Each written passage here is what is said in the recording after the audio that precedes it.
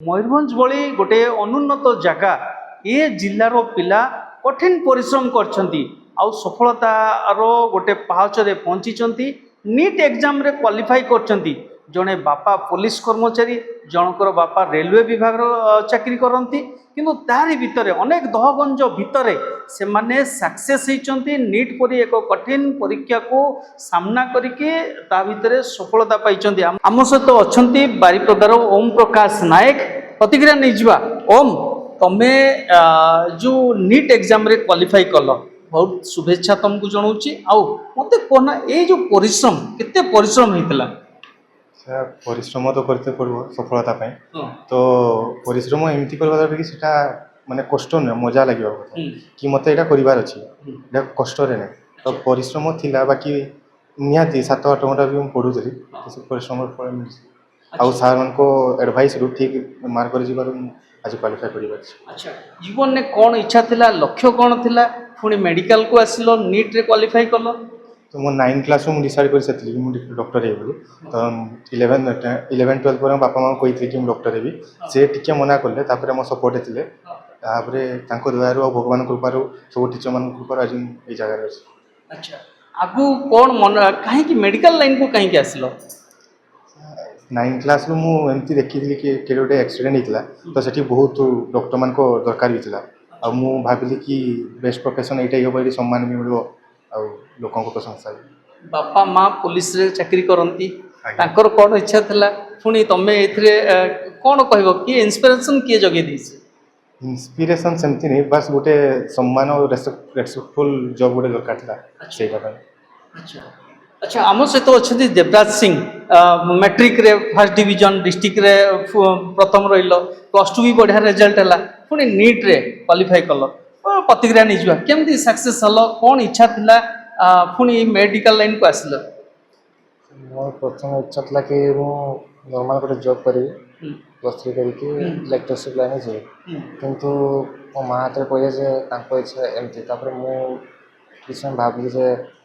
ए line गले कि मतलब समस्त से लाइन जाऊँच कितु मुझे तो थिला पोटेंशियल तो मुझे भाविली ना डॉक्टर हो कितु माँ भी भी मन मांगी कि पुओ ए लाइन जी कौच तो माँ कथा ही बुझी तापर मु डॉक्टर लाइन में सिविल को कॉन्फिडेंस देली तापर प्रवीण सारी मो साथ सब थे कथा मानिकी मुझे लाइन में गली। देवराज गोटे बढ़िया कथा तुम कहल से मुझे शुणुली जे परे पस्ताइबा बदल एबे थोड़े चांस रे थोड़े पाद दबा कौन तो मो कह था जे आप टाइम माने गोटे जीवन में आप पाई गोटे लाइफ तो आप टाइम लिमिटेड तो से टाइम को आप केमती खर्च करेंगे कि लाइन लगे से आप डिपेंड करे आप गोटे सिंपल लाइन लगे पर निज पस्ते हे तो से टाइम पड़े निजको से रिकवरी हेनी तो थोड़ा रिस्क नेवाटा ही भल तो मुझे वर्ष रिस्क नहीं कि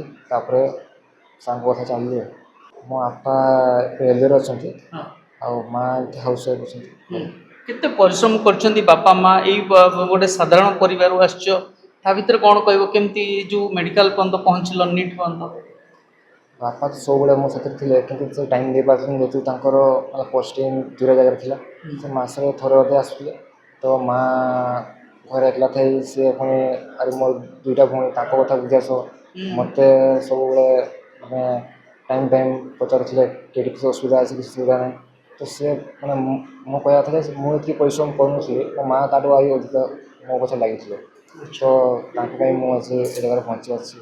आम सहित अच्छा कापुरा हासदा से अनेक परिश्रम करछंती सफलता पाई तमें कहना प्रथम केते परिश्रम पड़ता कौन आशा रखल जीवन में जी चेष्टा करी माने जी पढ़ा होता मुझे बहुत परिश्रम करी जी पढ़ा होता क्लास रे मु आसिकी सब रिविजन करी एठिका टीचर माने टीचिंग नॉन टीचिंग स्टाफ समस्ते हमको बहुत डिसिप्लिन रे रखी थे हमको हेल्प करथिले।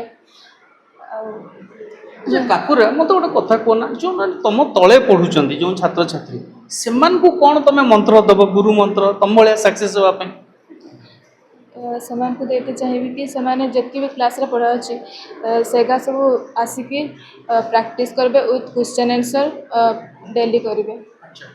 ଆମ ସହିତ ଅଛନ୍ତି ଗାର୍ଡିଆନ୍ ମଧ୍ୟ ପୋଲିସ ବିଭାଗରେ ଚାକିରି କରନ୍ତି, ପୁଅ ସକ୍ସେସ୍। ଆଜ୍ଞା କେତେ ଖୁସି ଆଜ୍ଞା? ବହୁତ ଖୁସି sir, ବହୁତ ଖୁସି। ଆଚ୍ଛା କ'ଣ କହିବେ କେମିତି ପୁଅ ପରିଶ୍ରମ କରୁଥିଲା? ପୁଅର ପରିଶ୍ରମ ବହୁତ ଭଲ ଥିଲା ଯେ ସେ ରାତିର ହିଁ ପରିଶ୍ରମ କରେ ଆଉ ବହୁତ କଠିନ ପରିଶ୍ରମ କରିଛି। ତା ସହିତ ଏ ଅନୁଷ୍ଠାନର ବି ସାର୍ମାନଙ୍କର ବହୁତ ଅବଦାନ ରହିଛି ପିଲା ପ୍ରତି, ଯେଉଁଥିପାଇଁ କି ସେ ଆଜି ଏତିକି ବାଟ ଆସିପାରିଛି। ଆଚ୍ଛା ସାର୍ ଅଛନ୍ତି, ସାର୍ଙ୍କ ପ୍ରତିକ୍ରିୟା ନେଇଯିବା।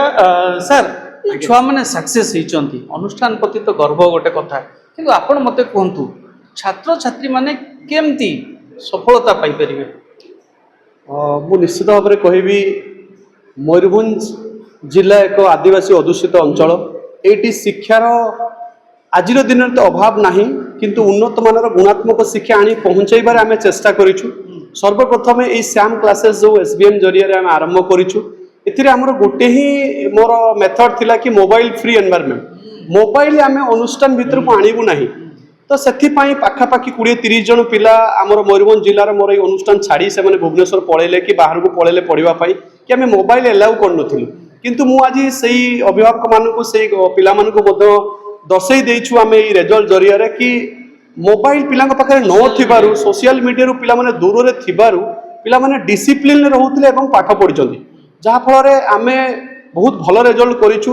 ମାତ୍ର 30 ଜଣ ପିଲା ଆମେ ପଢ଼ଉଥିଲୁ, ସେଥିରୁ ଆଜି ଆମ ପାଖରେ 3 ଜଣ ପିଲା ଡିରେକ୍ଟଲି MBBS କ୍ୱାଲିଫାଏ କରିଛନ୍ତି, 2 ଜଣ ପିଲା ଡେଣ୍ଟାଲ ପାଇଁ ବି କ୍ୱାଲିଫାଏ କରିଛନ୍ତି, ଭେଟନାରୀ ପାଇଁ 3 ଜଣ ପିଲା କ୍ୱାଲିଫାଏ କରିଛନ୍ତି। ଭଲ ପରଫର୍ମାନ୍ସ ଆସିଛି। ଡିସିପ୍ଲିନ୍ ହିଁ ମୂଳ ମନ୍ତ୍ର ଏଥିରେ ପଢ଼ିବା ପାଇଁ। ଆଉ ଅଭିଭାବକମାନଙ୍କ ତରଫରୁ କିଛି କୋଅପରେସନ୍ ରହିବା ଦରକାର, ପିଲାମାନଙ୍କୁ ଇନ୍ସପାଇରେସନ୍ ଆଉ ଭଲ ମେଣ୍ଟର୍ସ ରହିବା ଦରକାର। ମେଣ୍ଟର୍ସ ମାନେ ପିଲାଙ୍କୁ ଉତ୍ସାହିତ କଲେ ପିଲା କାମ କରିବେ, ବାସ୍ ଏହା ହିଁ ଥିଲା। ଆଉ ଡିସିପ୍ଲିନ୍ ଆମେ ପିଲାକୁ ନେଇକି ଚାଲୁଥିଲୁ। ଆପଣ ମାନେ ଶୁଣୁଥିଲେ, ଆମ ସହିତ ଥିଲେ ଓମ୍ ପ୍ରକାଶ, ଦେବରାଜ ଆଉ କାପୁରା। ସମସ୍ତେ ଆଜି ମୟୂରଭଞ୍ଜ ପାଇଁ ଜଣେ ଜଣେ ପ୍ରେରଣାର ଉତ୍ସ ହେବେ ଆଉ ମୟୂରଭଞ୍ଜର ନାମ ରୋଶନ କରିବେ।